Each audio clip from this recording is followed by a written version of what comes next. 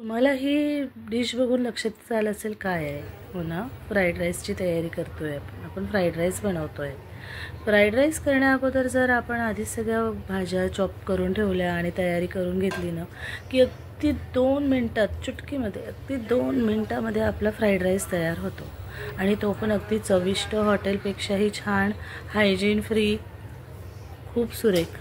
आणि तुम्ही नक्की ही रेसिपी जी मी सांगते आहे सोप्या पद्धतीने, ती तुम्ही करून बघा. तुमची मुलं आवडीने खाईल. माझी मुलगी बघा किती खुश आहे. सगळं बडबड बडबड करून ती सांगते आहे. तू काय काय घेतले? आपण भाजी घेतली, हे कॅबेज घेतली, आपण कांदा घेतलाय, कॅप्सिकम घेतली थोडी आणि कॅरेट घेतलाय. आता आपण थोडी साईडला तुझ्या तोंडावर. माझ्या मुलीला मी साईडला केलं कारण की ती मध्ये मध्ये करत होती, फार गप्पिष्ट आहे. आता आपण फ्राईड राईसची बनवायची तयारी करूया. तेल घेतलं आहे, तेल गरम झालं आहे. तेल तुमच्या आवडीप्रमाणे कुठलंही घ्या, मस्टर्ड घ्या, ऑलिव्ह घ्या. ऑलिव्ह ऑइल पण छान वाटेल. मस्टर्ड ऑइल थोडं मिक्स किंवा आपलं 2-3 प्रकारचे तेल मिक्स करून आपण हे फ्राईड राईस घरच्या घरी छान शुद्ध तेलामध्ये बनवू शकतो. आता बघा, गार्लिक मी जी लसूण पाकळ्या बारीक चिरून घेतलेल्या, त्या 5 ते 6 घेतलेल्या बारीक चिरून छान गुलाबी रंगावरती परतून घेते आहे. त्याला गुलाबी रंग असं तांबूस असं रंग आला की आपण त्यामध्ये बाकीच्या भाज्या घालूया. पण त्याला ना लाल असं करू नका, उग्र असा वास येईल. आपल्याला जर स्मोकी टेस्ट यायला हवी असेल ना, ती पण डिश मी तुम्हाला सांगेल. यामध्ये आता बारीक चिरलेला कांदा घालते आहे. तो पण छान गुलाबीच्या रंगावरती परतून घ्यायचा. आणि थोडं शिमला मिरची, भोपळी मिरची ती घालायची हिरवी. शिमला मिरची पण थोडीशी घालायची, त्याचा अर्क त्यात उतरावा म्हणून. आणि छान सगळा कांदा मी घालून घेतलेला. बाकी भाज्यांची तयारी तुम्हाला माझ्या मुलींनी सांगितलीच. त्यामध्ये मी काय काय घेतलं आहे, लसूण पाकळ्या घेतलेल्या बारीक चिरून, शिमला मिरची घेतली आहे, गाजर घेतलं आहे आणि बारीक चिरलेलं पानगोबी, पत्तागोबी, तुम्ही काय म्हणता त्याला, ती घेतलेली आहे. माझ्या मुलीने बडबड करणं सुरूच आहे कंटिन्यू. तिची बडबड मी तुम्हाला एक दिवस नक्की तिच्यावरती ना कुकिंग करतानाचा व्हिडिओ मी तुम्हाला शेअर करेल. मी काही ना असं बोलता ती स्वतः सगळं बोलते. ती काहीतरी टाकण्याचा प्रयत्न करते आहे आणि मी तिला थोडं सेफ्टी साईड म्हणून मागे करते आहे. तिला पण अप्रतिम आवडतं काही नवीन बनवायला. आता मी मीठ घातलं आहे. मीठ घालण्याचं कारण असं, कांदा घातल्यावरती तो लवकरच आपला वेळ वाचतो, गॅस पण वाचतो आणि कांद्याचं उग्रता ती नाहीशी होते. आणि लवकरच आपण टाकलेला कांदा हा तांबूस रंगावरती झालेला आहे. बघा, मीठ घालताच. आता त्यामध्ये सगळ्या भाज्या घालून घेते आहे. गाजर आणि शिमला मिरची ही पण परतून घेते. आणि बघा, ही अगदी लांबट अशी तुम्ही कापून घ्यायची, ग्रेटर असेल किंवा काय. पत्ताकोबी ही छान बारीक चिरलेली लांबट अशी त्यावरती घालून घ्यायची. परतून घ्यायचं हे सगळं घातलेलं. आणि छान असं स्मोकी हाय फ्लेमवरती आपल्याला करायचं आहे. पण बघा, चायनीजवाले काय, त्यांच्याकडे मोठी अशी कढई ॲल्युमिनियमची, त्याला दांडा असलेली, ती पण तुमच्याकडे असेल ती पण चालेल. पण ही माझी ॲनोडाईजची कढई आहे, याला स्टीलचं स्पून वगैरे सगळं चालतं. म्हणून मी जे माझ्याकडे आहे ते मी वापरते आहे. माझी मुलगी म्हणते आहे एकदा तरी ती कढई घे का मम्मा. बघू, ती पण घेऊया हळूहळू. आता माझे व्हिडिओज मी टाकते आहे, त्याला तुमचा प्रतिसाद मिळतो आहे. खूप खूप धन्यवाद तुमचे, खूप आभारी आहे मी तुमची. माझ्या त्या पोह्याच्या रेसिपीला, उपम्याच्या रेसिपीला तर भरपूर प्रतिसाद मिळाला आहे. अगदी घरगुती अशा मी माझ्या रेसिपी बनवेल आणि माझ्या त्या स्वतःच्या असणार आहे. मी स्वतः काहीतरी इनोव्हेटिव्ह करण्याचा प्रयत्न करते आहे. स्वतः काहीतरी नवीन डिश तयार करायचा पण मी विचार करते. आता मी ब्लॅक पेपर घालते आहे, छान काळे मिरे पावडर.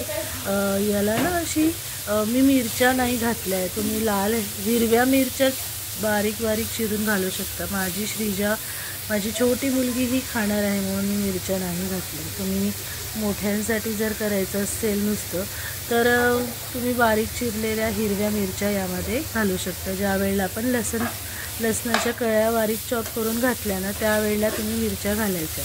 नंतर या सगळ्या भाज्या घालायच्या. आता छान सुगंध येतो. यामध्ये मी वरनं तेल घालते. वरनं तेल घालायचं कारण आधी मी तेल खूप कमी घातलेलं होतं. 1 ते 1.5 चमचाच तेल घातलेलं होतं आणि भाताला तेल जास्त लागत नाही. तेल वर असं येतं, त्याच्यामुळे मी भाताला तेल जास्त घालत नाही. वरनं तेल याकरता घातलं की त्याला जो क्रिस्पीनेस मला हवा आहे हाय फ्लेमवरती, तो मला असा व्यवस्थित ठेवायचा आहे. क्रिस्पीनेस त्याचा मऊसूद मला करायचं नाही आहे. हाय फ्लेमवरती मी छान परतून घेते आहे. इतका छान सुगंध येतो आहे ना, असं वाटतं आहे. माझी मुलगी मला म्हणून गेली, मम्मा मला खूप भूक लागली आहे, लवकर डिश बनव गं. अगदी माझ्या या डिशेस ना घरगुती आहेत आणि मी घरी जे बनवायचं त्या डिशेस मी तुम्हाला घरगुती सोप्या पद्धतीने कशा बनवता येईल त्या मी तुमच्यासमोर दाखवण्याचा प्रयत्न करते. तुम्हाला अजून कुठल्या डिशेस हव्या आहेत त्या मला तुम्ही नक्की कमेंट करून सांगा. मी नक्की सगळ्या डिश बनवण्याचा प्रयत्न करेल. आता मी आपलं रेडीमेड सोया सॉस ब्लॅकवर जे चिंग्सचं मिळतं ना ते घालते आहे.